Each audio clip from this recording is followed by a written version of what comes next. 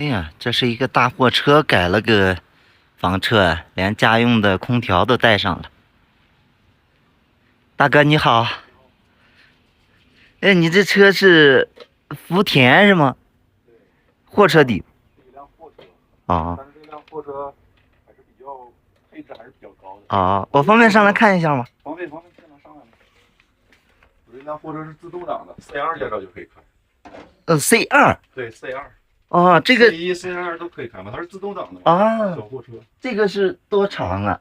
这个车总长度不超过6米。哦，对，不超过6米的话，就是 C 证就可以。对，车厢是4.2米嘛。啊，这就是所谓的4.2米车厢。对，4.2米。哦，还带了个自行车。带自行车。那你这个审车的话，审车的话，我这个车厢跟这个，它本体的这个车厢，还有就是咱们坐的这小箱子，它是分离的嘛，下边带轮子的。我看可以直接从后边，我有那个液压尾板铝合金的，就可以直接把它拿下去，直接可以拖出去。对，可以拖出去的。我看一下啊，也就是等于是在原来的货箱里面又做了一个这样的货箱。哦，等于是一个小房子塞到箱子里面，好像咱们那个小区里边那个值班室一样啊，那种。这个是自己做的吗？自己做的。然后我这个冬天的话也是比较强大的，不光是那个有空调，冬天的话我这有柴火炉可以烧柴的。哎呀，然后床下边有那个柴油暖风，就烧柴暖的啊。这边是卫生间。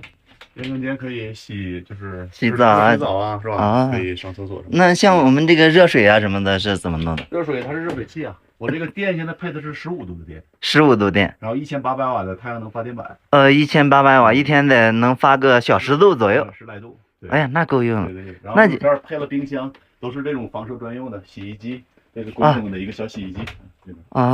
微波炉。吊柜什么的。你这等于做饭还是这个电跟燃气混用？对，电都可以，像这个微波炉什么的，它都是用电的嘛。微波炉。这怎么会想起来用这个4.2米改个？这个比较经济实惠嘛，就这一套连电路系统，再加上这些电器全都算上的话，也就花了3万多块钱。这么便宜？对，所以说性价比还是比较高的。就是这个货箱。对。这个冬天出行的话，比较，就是挑战极限还是比较好的。这个货箱是自己买了一个成品的，这全部都是自己做的。你要成品的话，你可能就这些家具什么的固定不上，包括吊柜啊，包括这个衣柜什么的。我还以为是买的成品改的呢。然后我这个床还可以拓展，可以拓展出来的。现在的话是多宽？现在是80乘以2米。全部拓出来之后有个1.6米左右，1.5米吧。那够了，2个人那个。可以睡2个人。这是以前也是房车啥的都玩过吧？C 型玩过。对。然后就是现在就是觉得还是这个，像这个车，不用谢谢。像这个车的话，油耗有多少啊？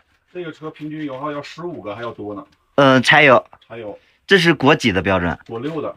国6柴油啊，那还行。对，得15个多。15个多，好像现在柴油的话7块多。有7块5、7块8，这边好像再往前走更高了，有8块左右了。也到不了，因为我加92，你看才8.8嘛，柴油汽油差不多差1块呢。对。大哥，这我看车牌是天津过来的。天津过来的。这接下来是往拉萨走。往拉萨，然后往新疆。但是再往上走，可能有些地方要下雪了。下雪也没事。也是。防滑链。防滑链这些也都带着呢。对，咱们底盘比较高嘛。对，设备也比较全。这个底盘的话有多高？底盘大概有40公分吧。像咱们这个车是带了多少的水呀？水现在带了150升。哟，300斤水，洗澡也够用好几天。咱们下面都有什么东西？哎呀，下面有个像我这个车。哎呀，这个空调，这个家用的空调是真得劲儿啊！一天合2度电，要不了吧？要。有一个3、4度的，夏天特别热的时候。像我这个车，这两边的这个门板可以装潢一下，但是这次出来比较着急。还有梯子呢，其实是结合后边这个液压尾板用的。然后这儿呢，其实是可以装一个悬梯的，都没有装。这个液压尾板。对。这也是后加装的还是原来带的？这个就是行驶证上面都是带的。有手续的，合规的都是。就液压尾板也都是有手续的。哎呀，都是合规的。那像这个车就是裸车的话多少钱？裸车，我这个直接买的这个大梁是9.8万，然后加一个箱体是不到1.9万，这么便宜呀？然后这个后边这个尾板是铝合金的嘛，它比平常的普通的那种要贵一点，花了1.5万，这些加。也就是总共加起来9万8、10.8万，13个多。应该是13个之内，13，连税什么都下来。哎呀，13个再加3个的这个货箱，也就是加起来16个做了一个这个，太得劲了啊！就是里面对的，这比房车我觉得里面空间啊，还是舒适性，这不是一个等级啊。它这个驾驶室做了通舱，这个驾驶室它的宽度是1.8米多一点，它是可以全部放平的，就是跟一张床一样。哦，座椅全都趴下之后，它是一个特别平的平板。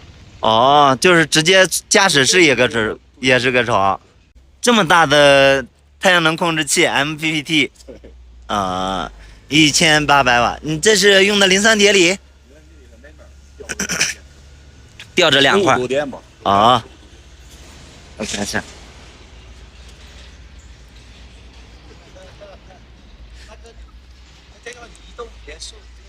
啊，这边是2个大电池。哎呀，这全部都是自己改装，大哥你这太牛了。行，那我就不打扰你了。今天往哪儿走？往东达山？差不多吧，700拐那个方向。行，那就祝你旅途愉快。好的，谢谢啊。